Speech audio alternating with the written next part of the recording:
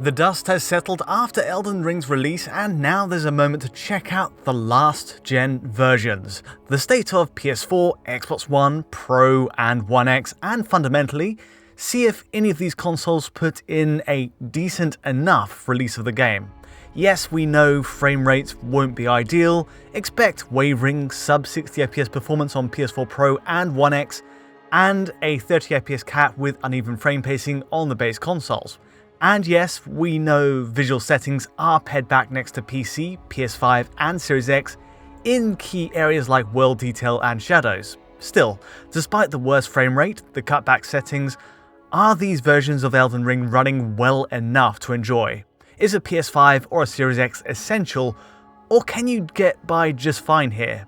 Visual comparisons are coming up, and the obligatory frame rate testing. Plus, I'll be digging into the issue of loading times after we saw a huge lead on PlayStation consoles during the beta. Have they improved in the final build? Let's find out.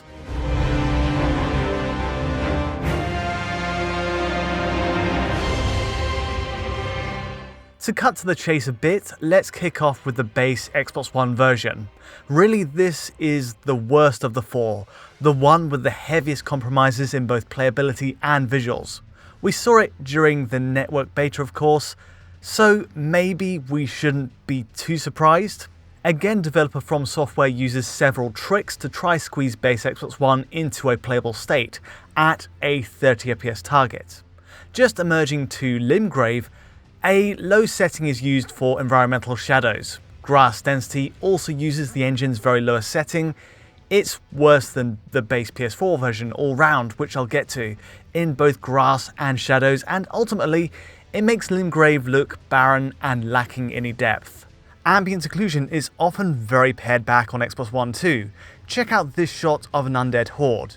The limited shading around enemies makes each look like a kind of cardboard cutout pasted over the scene. There's just no contrast, and with the low-grade shadows, scenes like this with a low-cast sun don't look so natural as a result.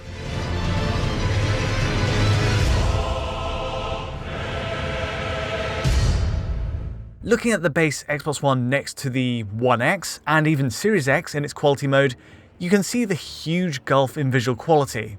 Grass density, shadows, ambient occlusion, all pared back. And of course, in terms of overall resolution, Xbox One typically runs at a native 900p, up against the dynamic 1800p on One X and fixed 4K on Series X. The turnout is the worst looking version of Elden Ring out there, and honestly, for anyone still toughing it out on the base machine, I'd strongly recommend waiting for a hardware upgrade if you want the best first time experience. This is an exceptionally compromised experience. In fact, one of the worst parts is the enemy animations. Even at the near to mid-range, you'll see enemies run at a unique frame rate, lower than the rest of the image. Now, all console platforms use this low refresh animation trick to an extent to save performance, but Xbox One here takes it to a glaring extreme.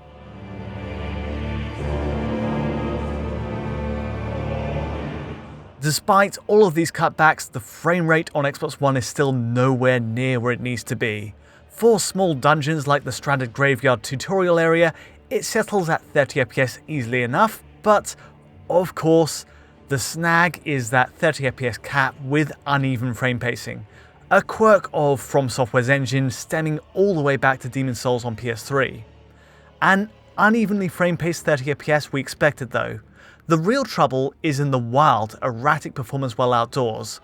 Performance even on patch 1.02 is dire, just exploring its woodlands, encountering towering enemies, the big open areas, the heavy foliage elements, and especially fast travel on horseback. All of these elements combine to buckle Xbox One into the 20 to 30 FPS range.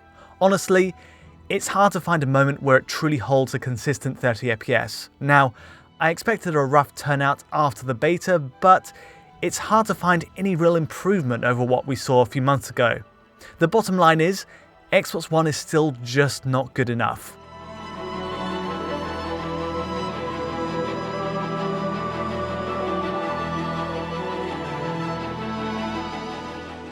Switching to the base PS4 version, there's some good news coming from the Xbox One edition.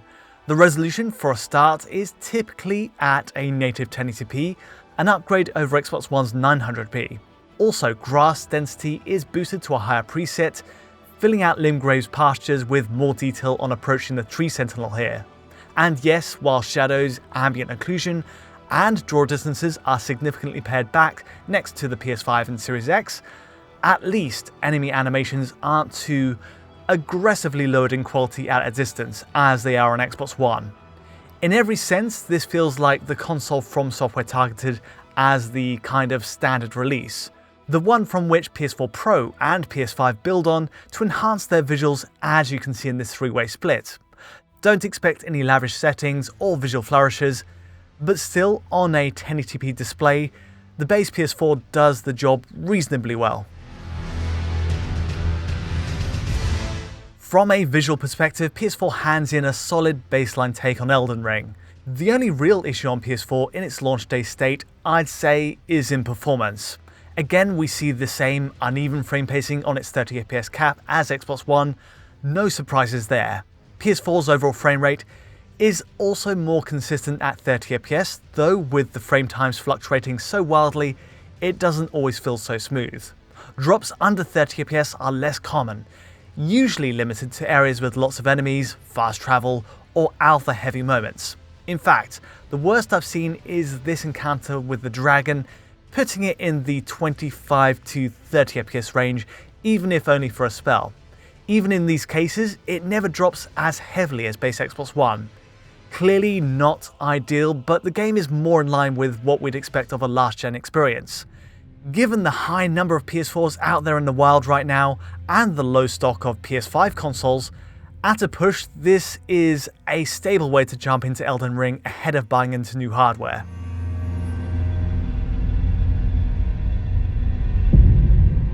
Next up the ladder is PS4 Pro. Now, playing Elden Ring on Pro offers an upgrade over base PS4 in two key areas: resolution and frame rate. Most visual settings, including grass density and shadow resolution, appear identical to the base console in direct comparison. For a more thorough visual overhaul, you'd have to move to a PS5. Resolution, on the other hand, is the main way PS4 Pro leverages its GPU advantage, boosting its native pixel count to 1800p via the same checkerboard rendering technique that we saw in Sekiro. Other than that, well, we have an advantage in frame rate. The 30fps cap is removed to leave performance entirely unlocked on Pro hardware. In reality though, well, you'll never get to 60fps even looking right up at the sky, but as we've seen, the upshot is having this version unlocked thankfully gives us an option to play PS5 at a practically locked 60fps. On actual PS4 Pro hardware though, we're more usually looking at a range of 30 to 50fps.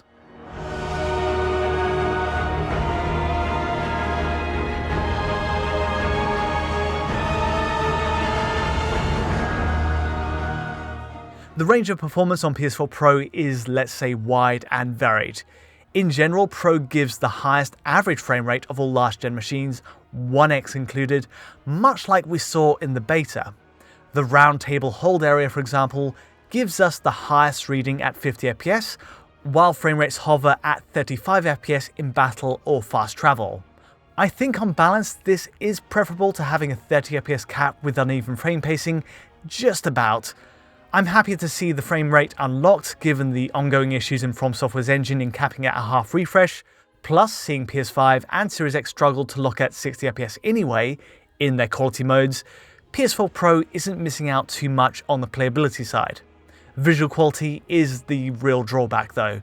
Grass density, ambient occlusion, and a true 4K image are reserved for the new generation of consoles.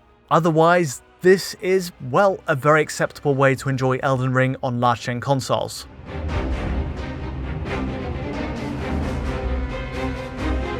Last up is the Xbox One X version. The summary is, all settings are matched with PS4 Pro, grass, draw distances, shadows, you name it. The major change between the two is One X targets a dynamic 1800p, dropping to 1512p in taxing areas. Now potentially this could hit a full 4K as we've established running the One X code on Series X hardware, but given the GPU limits of the older last gen machine, it never really in practice seems to go past the 1800p mark. Also, the choice to run at a dynamic range of resolutions, bottoming out at 1512p, often means One X renders more pixels per frame than PS4 Pro's 1800p via checkerboarding. The result? Well, as we saw in the network test, this gives One X a lower frame rate reading on average next to Pro. The frame rate is entirely unlocked as before and runs the gamut between 30 and 40 FPS.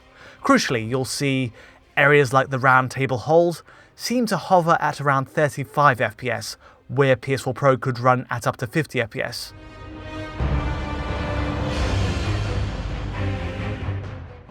The difference between Pro and One X isn't always stark. Battles, travel, and more hold at close to the 30 FPS line. It's clear though that One X is always pushing to boost its settings while under less GPU load.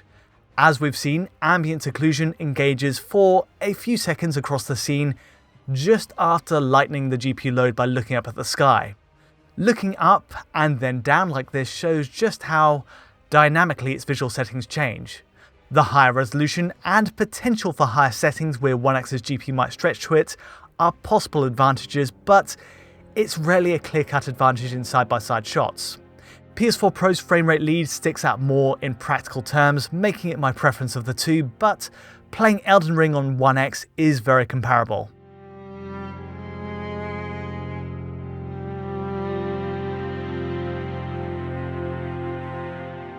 A final test on loading times. For the best-in-class loading speeds, PS5 is of course the frontrunner on console right now, with a 4 to 7 second range in respawning to a site of grace.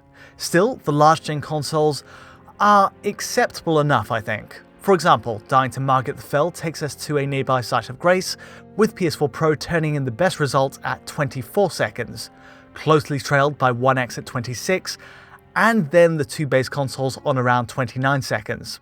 Actually, for One X, it's a big improvement over the beta build where it lagged behind all four. And likewise, respawning to the Stormgate entrance area gives a similar ordering, and thankfully all results are faster in this case. Overall, the result isn't exactly snappy on any last-gen console. Faster would be better obviously, especially to get back to a boss for another attempt, but if you're familiar with the downtime in say Dark Souls 3 or Bloodborne, you'll be familiar with the length of waiting here. And of course, all these results are on the stock drives, where, say, upgrading to an SSD might help.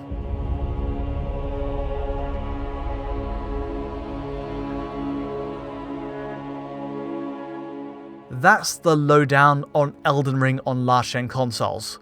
With 7 console platforms, multiple modes, and many PC configurations to factor in, this is easily From Software's most ambitious multi-platform project to date. There are so many options. On the last-gen front, the frank summary is that PS4 Pro and One X are serviceable takes on the game if you're happy with lower grass and shadow settings next to Series X and PS5 versions.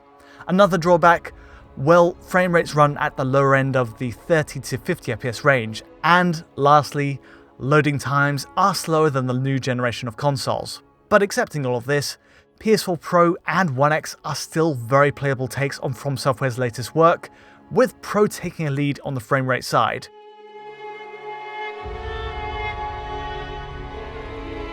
Looking at the base consoles, the state of Xbox One is another story. Honestly, I've gotta say it's the one to avoid if possible.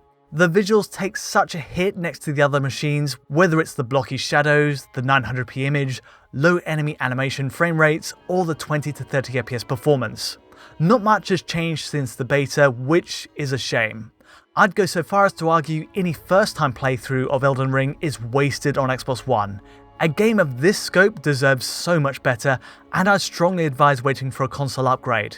Base PS4, on the other hand, at least guns for 1080p at 30 FPS more successfully, even if it's far from a perfect delivery. Still, given the PS5 and Series X supply issues are ongoing, and with PC users reporting issues with the game at launch, at least we have viable options here. With the exception of base Xbox One, there's plenty of ways to enjoy Elden Ring, even if higher settings and frame rates are reserved for the new generation. But that's all from me today. If you did enjoy this analysis, feel free to like or subscribe, and don't forget, as ever, to hit that bell for instant notifications as any new video lands. To get a high quality version of this video, check out our Patreon at digitalfoundry.net, and to get in touch directly, just use Twitter. But from me for now, thanks for watching.